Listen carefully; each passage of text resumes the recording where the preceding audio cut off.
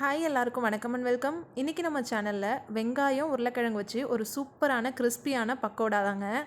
Evening டைமில் ஏதாச்சும் குழந்தைங்க ஸ்நாக்ஸ் கேட்குறாங்கன்னா கண்டிப்பாக இதை செஞ்சு கொடுங்க. வெறும் ஒரு 10 நிமிஷம் தாங்க டைம் எடுக்கும். அவ்வளோ சூப்பராக இருக்கும். இப்போ வாங்க வீடியோக்குள்ளே போகலாம்.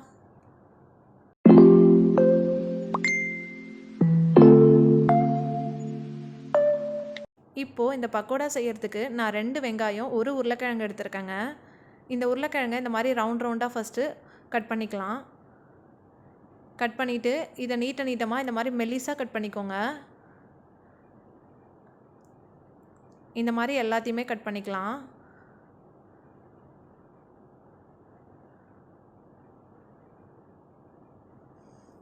பாருங்கள், இந்த அளவுக்கு கட் பண்ணிக்கோங்க எல்லாத்தையுமே. இப்போது ஒரு பாத்திரத்தில் தண்ணி எடுத்து வச்சுருக்கேங்க. அதில் இந்த உருளைக்கிழங்கு எல்லாத்தையும் போட்டு ஒரு 2-3 வாட்டி நல்லா வாஷ் பண்ணிக்கலாம். இப்போ வெங்காயத்தையுமே இந்த மாதிரி நல்லா நீட்டமாக மெல்லிஸாக வெட்டிக்கோங்க. நம்ம பிரியாணிக்கு வெட்டுற மாதிரி நல்லா வெட்டிக்கோங்க. இந்த அளவுக்கு வெட்டிட்டேங்க. இப்போ பாருங்கள், இது இருக்கட்டும். இப்போது உருளைக்கிழங்குல நான் தண்ணி எல்லாத்தையும் வடிச்சிட்டு எடுத்துகிட்டு வந்திருக்கேங்க. இதில் நம்ம வெட்டி வச்சுருக்க வெங்காயத்தை சேர்த்துக்கலாம். சேர்த்துட்டு இந்த வெங்காயத்தை நல்லா உதுத்து விடுங்க. இந்த மாதிரி நல்லா பிசைஞ்சு விடுங்க ஃபஸ்ட்டு.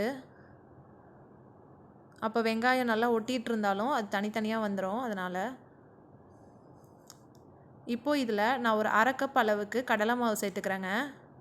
ஒரு 1/4 கப் அளவுக்கு அரிசி மாவு, 2 டேபிள் ஸ்பூன் அளவுக்கு கார்ன்ஃப்ளவர் மாவு சேர்த்துக்கிறேன்.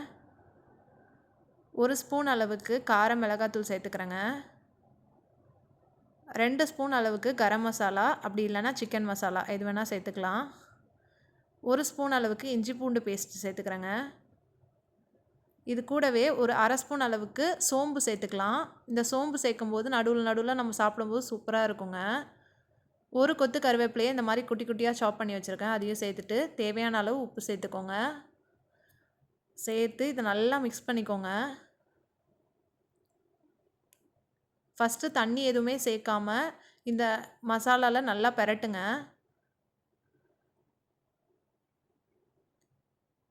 இப்போது கொஞ்சமாக தண்ணி தெளிச்சுக்கோங்க. தண்ணி ஊற்றாதீங்க. தெளித்து கொஞ்சம் நல்லா திக்காக பிசைஞ்சிக்கோங்க. பாருங்கள், இந்த அளவுக்கு இருக்கணும். இந்த மாதிரி நீங்கள் உதுத்து போடுற மாதிரி இருக்கணும். இந்த பக்குவத்தில் இருந்தால் கரெக்டாக இருக்குங்க. இப்போது பொரிக்கிறதுக்கு வானலில் கொஞ்சமாக எண்ணெய் ஊற்றி வச்சுருக்கேங்க. அடுப்பை மீடியம் ஃப்ளேமில் வச்சுட்டு எண்ணெய் கொஞ்சம் சூடானதும் கொஞ்சமாக எடுத்து இந்த மாதிரி போட்டுக்கோங்க.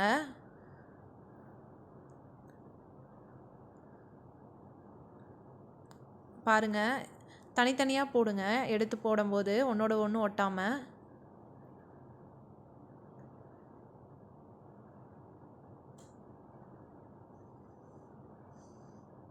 இந்த மாதிரி நம்ம போட்டுட்டு ஒரு பக்கம் நல்லா வேகட்டுங்க. அது வரைக்கும் நீங்கள் எந்த கரண்டி வச்சு எதுவுமே கிளறாதீங்க. ஒரு பக்கம் வெந்ததுக்கப்புறம் இதை லைட்டாக திருப்பி விடுங்க.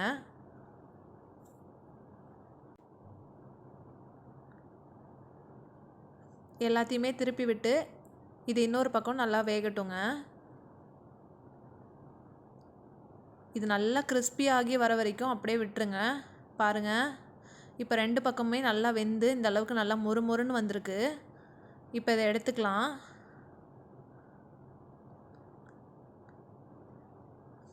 இந்த மாதிரி எடுத்து வச்சுக்கோங்க.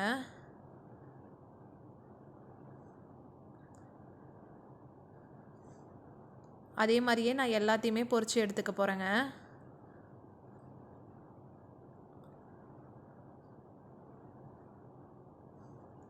எல்லாத்தையுமே நான் இந்த மாதிரி பொரித்து எடுத்துகிட்டு வந்துட்டேன்.